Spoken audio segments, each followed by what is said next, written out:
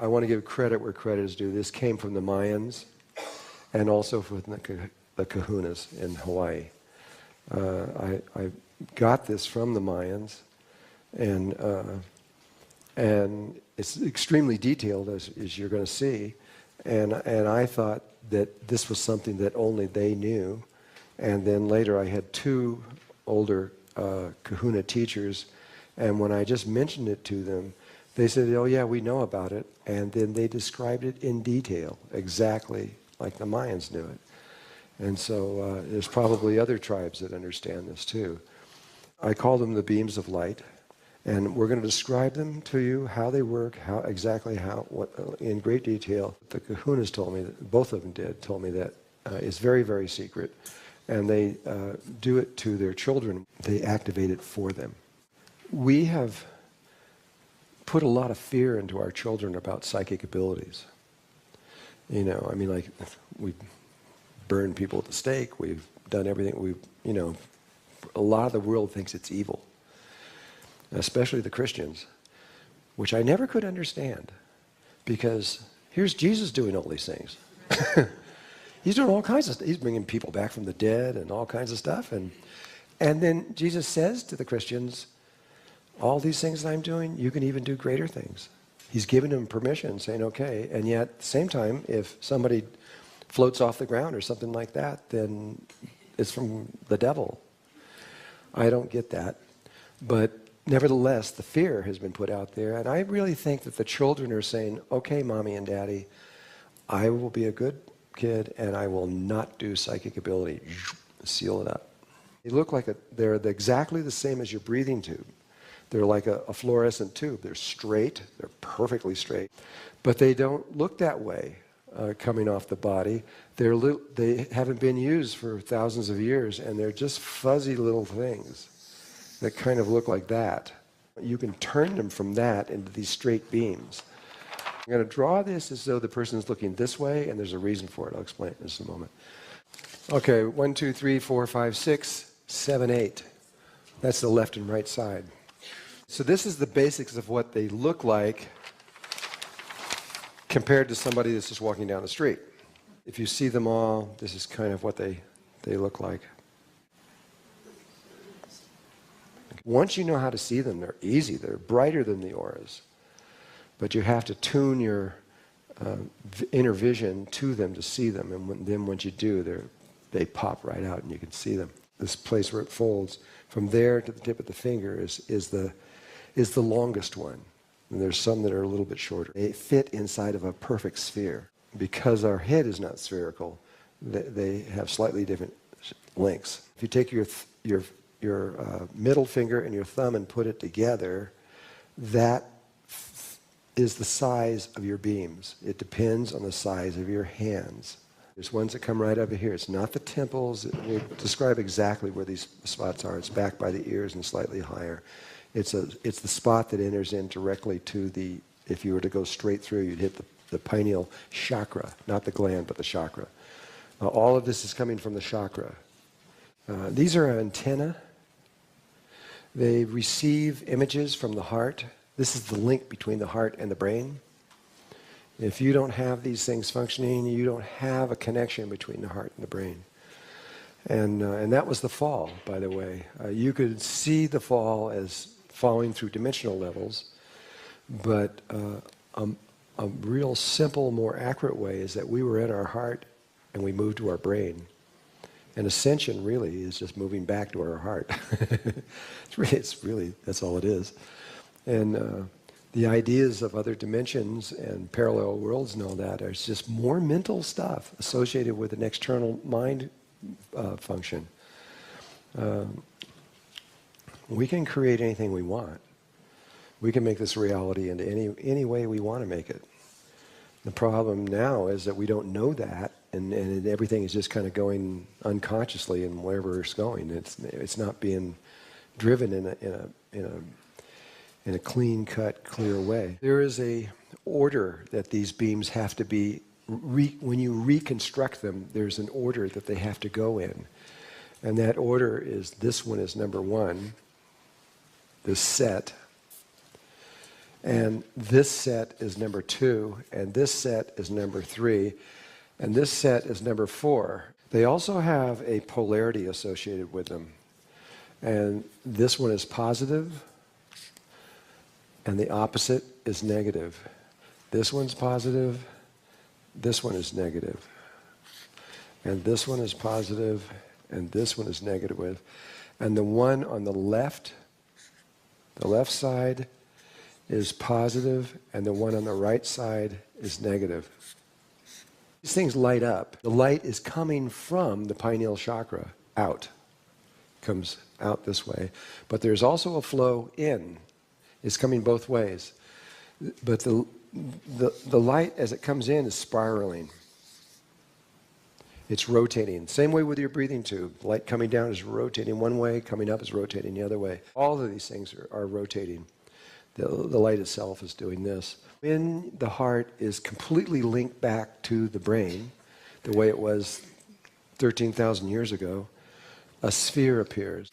And this sphere is perfect. It's perfect. But it doesn't appear until these other things begin to happen that we're going to talk about. Before you get out of here, you're going to understand this completely. We're not going to leave anything out or hide anything or anything. I mean, it takes a while because it's complicated. But interesting that once you understand this, to actually do it is not that hard. It's really easy. It's much easier to do than the Merkaba. And this is simple. Once you get it, it just kind of happens. Once you know how to set up one set of beams, the rest of them are all the same thing over and over and over. Now I'm going to talk about the inside, what's going on inside the brain. This is what happens as it leaves the surface of the skull. It's these pure, white, clean beams of light. But inside, there are these little, they come like this and they curve. And they're very organic in nature. They're very much like electricity, and they're moving all the time. They're wiggling. You know those little spheres you can buy with electrical things? You see these things going up to the thing. They look kind of like that. They're constantly changing and moving, and they come like this. They're never the same.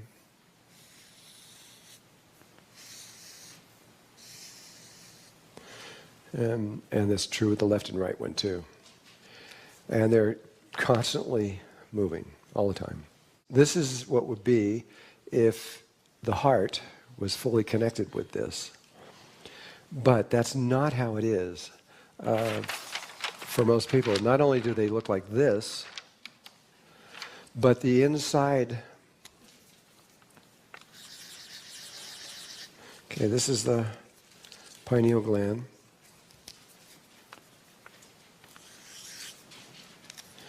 The beams as they go, oh wait a minute, I got to put the skull in there. And the beams as they come in, what they do is they go like this. They come down and they just go nowhere. And the other one will come over here and it'll maybe go up here. And this one maybe will come down here. They avoid like crazy that spot. They will not touch it. I've had a lot of theories of all of this in my life, wondering what happened and why this took place. I know that in China, when they were studying the psychic kids, this is the Chinese government and their scientific community, were studying the super psychic children. They studied them for about 10 years, and then they got freaked out by them, completely freaked out, and then they went into fear and switched the other way and started arresting them all and doing all kinds of weird stuff. Arresting the Taoists and the Qigong masters, and they've gone crazy now. 3 of these kids are more powerful than the entire Chinese army, and they know it. And now that they know it, they're just like, they're trying to stop it, but they can't really.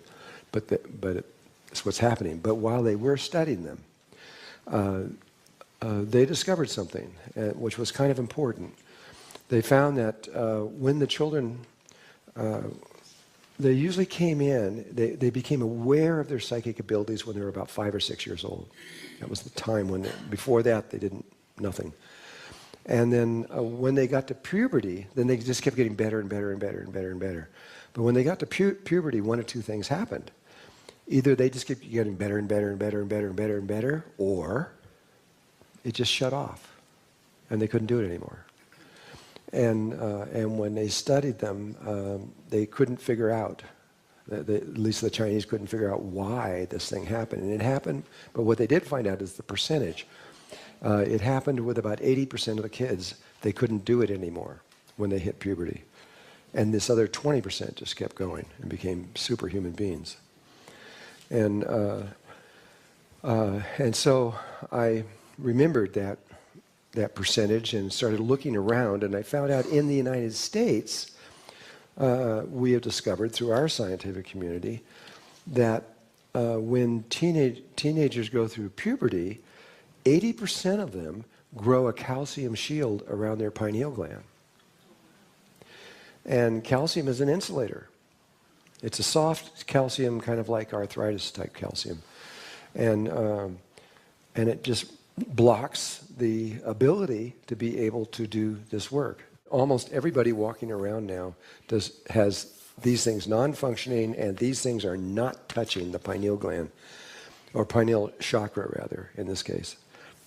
The gland is the one that gets sealed, but it's the chakra that works off of it, and these things are connecting to the chakra, not to the gland, just to be clear. Your job now is to get these back into straight beams and reconnect this. And if you can do that, you will reestablish the potential of reconnecting to your heart. The gland is only the source of power. It's like this is your heart chakra, here's your heart over here. There's a direct connection between the two, but they're very different, and they're both important. This is the source of this chakra, and there's some things you would do with the chakra and some things you would do with the heart. We're going from a Merkaba field, which that's out here, and the Merkaba field is intimately connected to these beams and to this sphere. This sphere here is intimately connected at this point right here to the Leonardo sphere that's in your Merkaba. There is a very direct relationship between those two. So here's what you do. And I'm going to give you the instructions exactly the way the Mayans and the Kahunas told me, which is how to do it on another person, because they do it, the way they teach you is how they're going to do it to their children. And so I'm going to give you the same instructions, but you are going to have to apply that to yourself. Here's what you do. You start with number 1, this one, the unicorn one. If you want to know where that location is, take the tip of your nose and the tip of your chin, move it up and rock over. That point right there, where I'm in right now, is this one. Okay? That's the third eye. And you're going to need to know where that point is next, or very soon. If you move that thing up to here and rock down, that will show you where the unicorn one is, which is way up here. And if you do it one more time, it'll show you where that one is. Here's the procedure. This is what you do. Again, this is on somebody else, but you do the same thing. Okay, you got a fuzzy thing here, right? You just reach up with both hands. You have to come around to the left side of the body. That's why I have it facing this way. You can't go around to the right side of the body if you do it in somebody else. It won't work. And the reason is because this beam coming out of here has a positive charge, and this one has a negative charge. And you got to use your hands, and your left hand has a negative charge, and your right hand has a positive charge. And so when you couple over the top of these, the negative hand couples with the positive, and the positive couples with the negative, and it works. It will not work if you try it the other way around. And you just grab those things, and you grab this one, and you, with your intention, you tell the body, this other person or yourself, to go into a beam. But what happens is, even though you see this big fuzzy thing and you grab it and you tell it to go into a beam, it will, just like that, instantly. But the beam will usually only be about this long. Maybe this one will be an inch and this is a half an inch or something. It'll be really short. When it condenses down into the beam, there's not much there. And and you can tell by how long they are, how much power the pineal chakra is putting out. And so you're holding them just like handlebars, like you're holding on the handlebars of a motorcycle or something. You're holding them here and you tell them to go into a beam and they will be short little things. Well, you can sense or feel which one is stronger and which one is weaker. You go to the weaker of the two and you tell just that one to put out more energy and get longer. When you're talking to another body, you can use words, the body will hear you, but you can talk inside of your head, the body will hear you just as well, maybe even better. And so you can just tell it to put out more energy, and it will do what you say, but it'll usually go like this, a little tiny bit more, because the body hasn't done this in a long time, and to it's putting out a lot more energy. But you have to say, no, more. Just keep going. And the body sometimes kind of freaks out over this. The person itself is kind of usually going through something sometimes. But all you're going to do, you're not going to pull it all the way out. You're going to just make it as wide as your palm. You just want it to do a lot more energy than what it's been doing. And so you just keep telling it, no, more, until that beam starts to extend out from the palm, and then you can just stop. And when it does, then you switch to the more powerful one, and you tell it to do it. And usually, you might have to tell it 10 times to keep going more, no more. And you get it out to approximately this long in both hands, and then that's all you got to do. Doesn't have to be perfect or super precise or anything else like that. You just get them approximately out about the width of your hands. And then you drop your hands and you put your chakra points directly over those points, right over the top of those points. So if you're doing it on your own hand, your left hand goes on the front and your right hand goes on the back. Now you can do this without your hands when you're doing it to yourself. You can just do it sitting and do all of it without it. You're communicating with your own body, it's very clear. But some people really need to feel and they need to use their hands. So you put your hands over the top of your chakra, over that chakra, etc. Bam.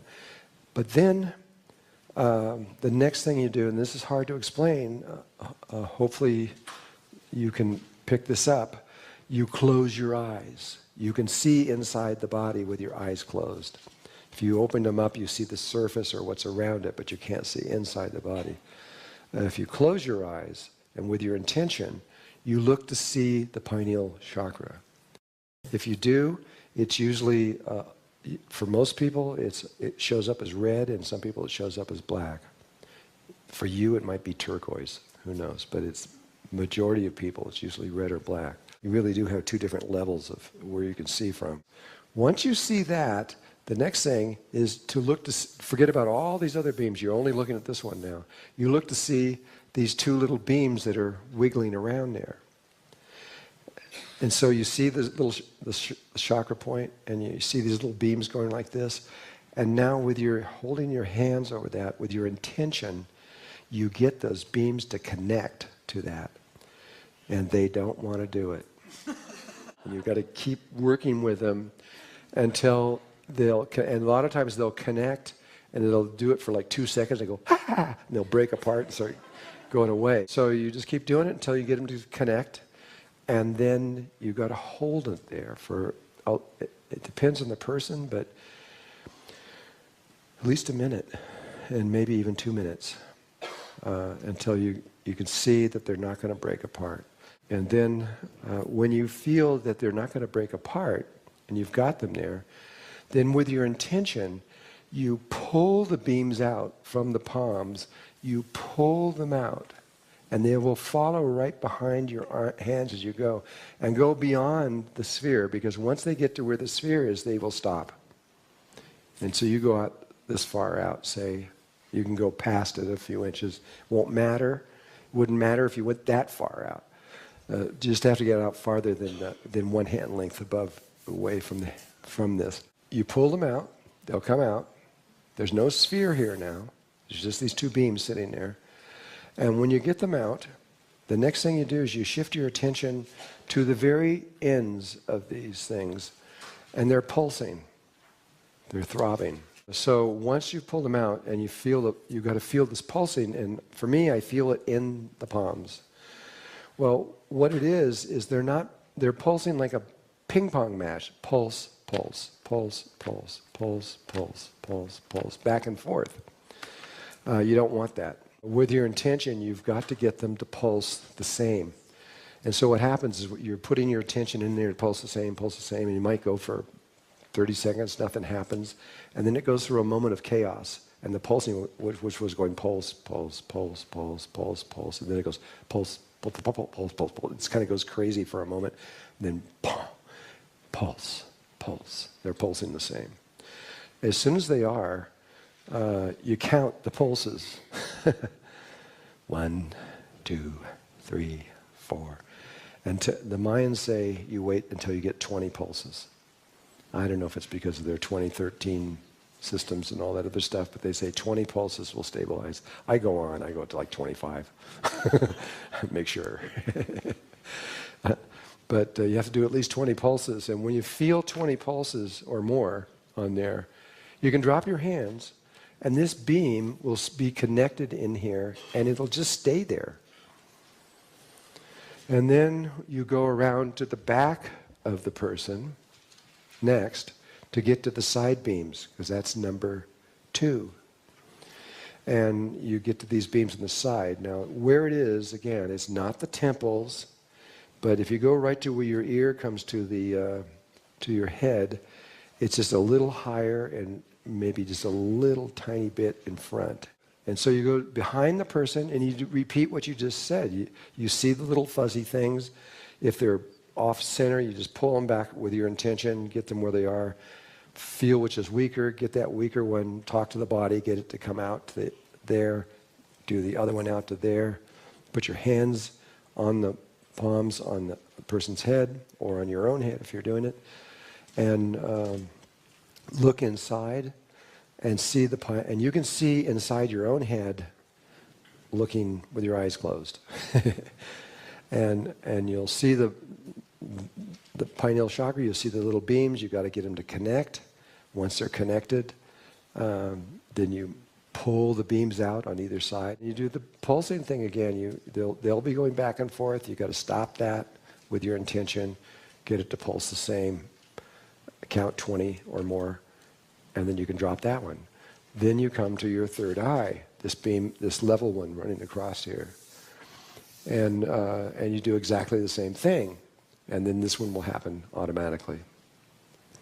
And then you should not have to do this one. If you have to do this one, it's a little awkward in the sense that you have to do it here, but you can only reach this at the perineum.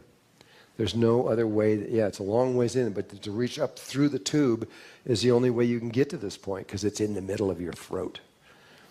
And but it's not likely that you'll even see anybody in your lifetime that has to do that. But just so you know, you can't reach this point from here. You have to reach it all the way from the breathing tube at the perineum. Once these are out and running, what happens in actual practice, when you do it to someone else, is a lot of times they'll run for about 10 or 15 minutes and collapse. And you have to do it all over again. Usually, the second time will hold. And at which point, it will go for quite a while. I don't really know how long. A long time.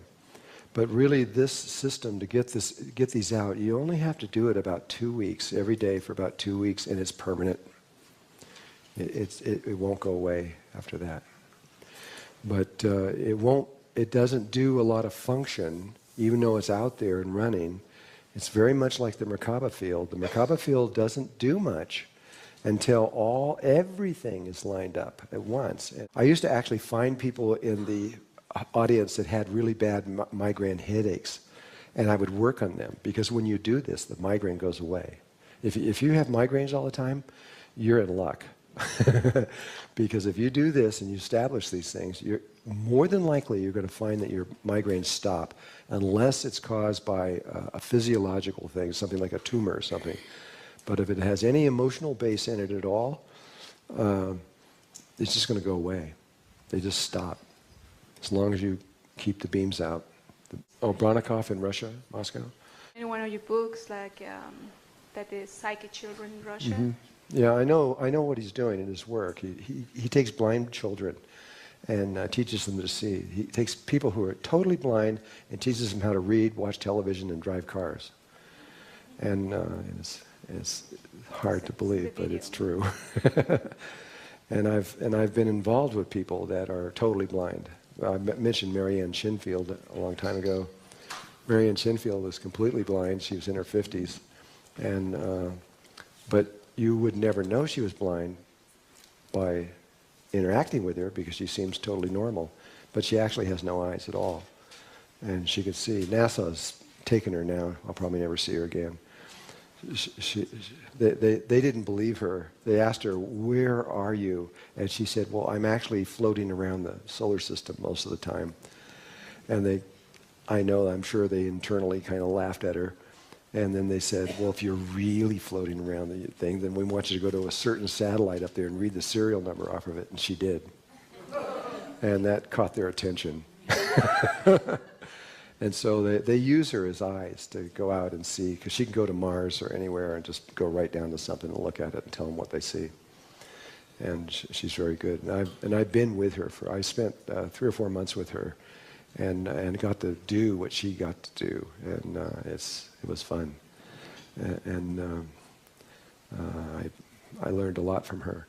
But more recently, I was with the Navajo, and with one of the shamans there, and I took a group into Antelope Canyon, which is on Navajo land. You have to get their permission, and so he took us there, and he is also a shaman.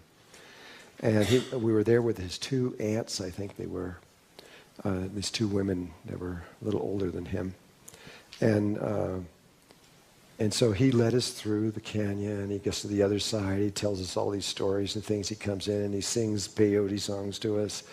And he takes us outside on the other end, and then there's a natural-looking snake that was not carved that points to the entryway to this place.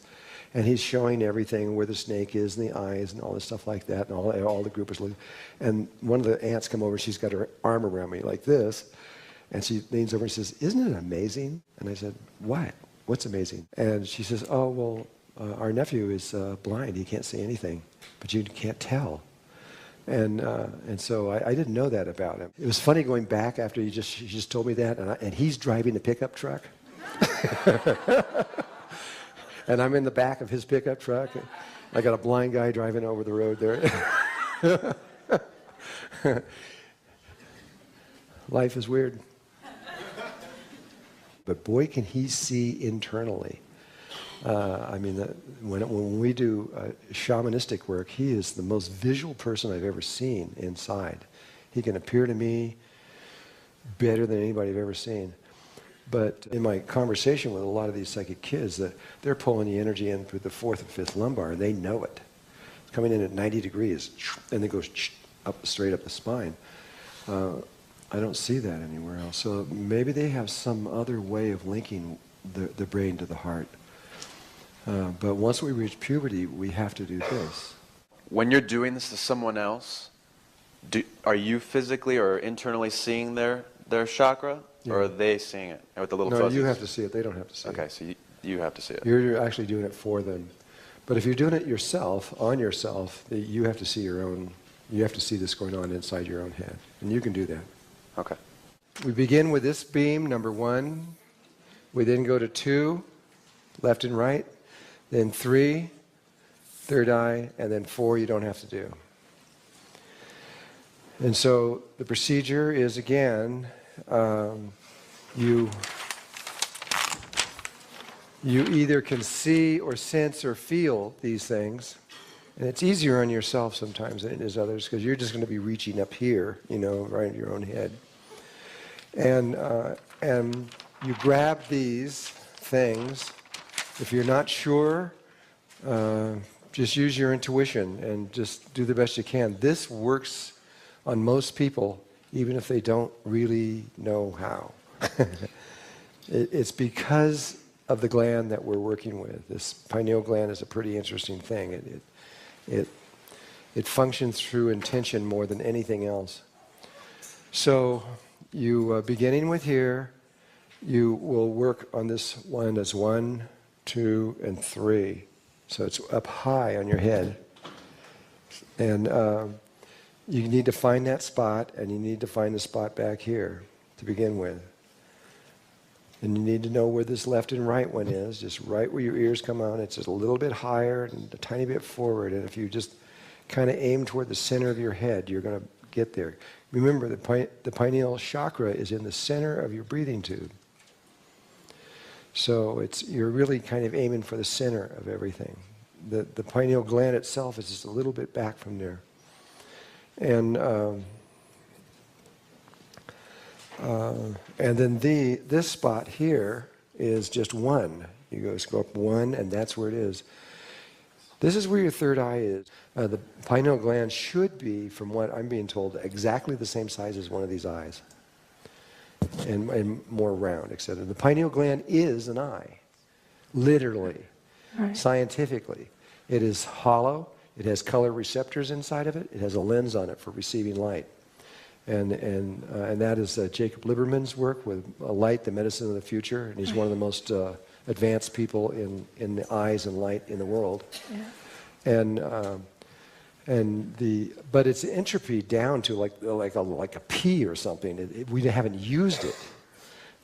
I believe that if you start using it, it's going to grow. It's going to get, just like a muscle or anything else, it's going to get stronger. But the thing is the lens is facing up this way. It's looking right up the tube. And it's designed to receive light from above. And where these eyes are facing at 90 degrees looking out this way. And so our lenses are, but it is literally an eyeball. It has other functions, but that's one of them. One of the things that when I was working with Jacob Liberman, that he showed me, which was really amazing. This guy really knows a lot about this. But they've tracked exactly when light goes in the eyes, exactly where it goes, and precisely the whole method.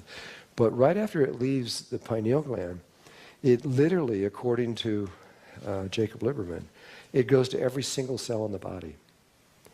And he says, from the way that they see it now, every cell in your body is looking at exactly what you're looking at. That changes things about all these guys in here are looking at what I'm looking at. He says the light actually enters into every single cell.